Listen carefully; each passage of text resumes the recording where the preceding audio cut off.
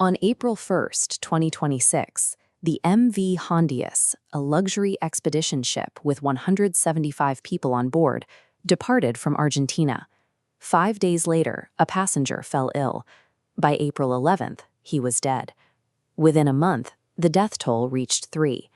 7 confirmed infections were scattered across the globe as passengers disembarked and flew home to multiple continents, triggering a massive international public health response. Genome sequencing eventually identified the culprit, a hantavirus. This flowchart illustrates the standard biological mechanics of almost all known hantaviruses. The transmission chain normally stops at the human host. People catch it by inhaling aerosolized particles from rodent droppings, but they cannot pass it to anyone else. The strain on the Hondius was the Andes virus. It is the sole exception.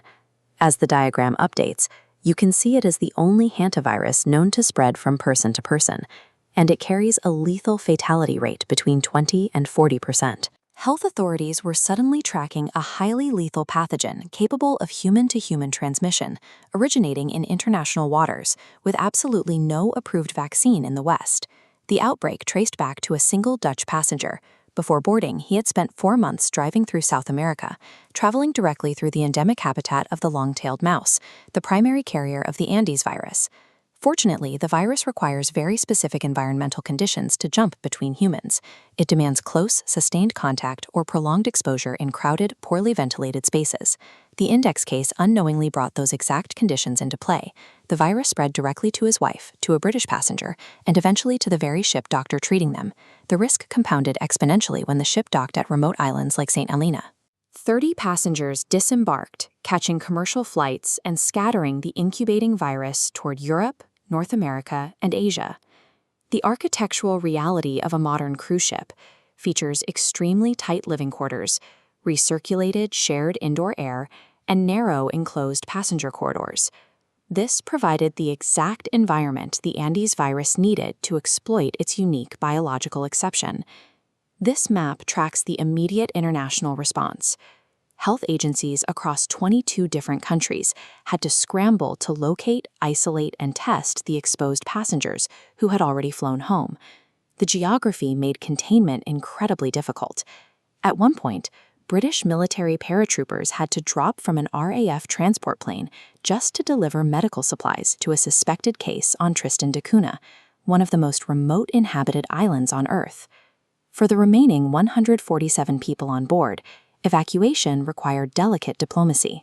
After initially being refused entry by local leaders, the ship finally docked in the Canary Islands, where a massive, coordinated air ambulance operation safely extracted the passengers, despite mid-air medical emergencies. The European Center for Disease Prevention and Control ultimately determined the risk of widespread community transmission was very low. The host rodent does not live in Europe, and the virus cannot spread without highly intimate, prolonged contact. By understanding the strict biological limits of the Andes strain, and by executing an aggressive multinational quarantine effort, authorities managed to stop the outbreak before it could take root in major population centers. The Hondius outbreak was contained, but it highlighted a glaring vulnerability. Modern medicine currently has no approved defense against the Andes strain. Asian countries have fought older strains of hantavirus, like the hantavirus, for decades. Since the 1990s, they have relied on inactivated vaccines, like Hantavax, to control severe outbreaks of hemorrhagic fever.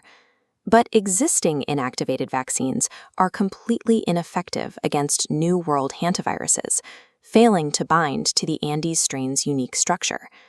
Researchers are now testing experimental DNA and mRNA vaccines designed to target and successfully bind to specific envelope glycoproteins on the New World virus. Early Phase 1 and Phase 2 clinical trials have shown promise, successfully inducing durable neutralizing antibodies in healthy adults. However, these candidates all remain strictly investigational.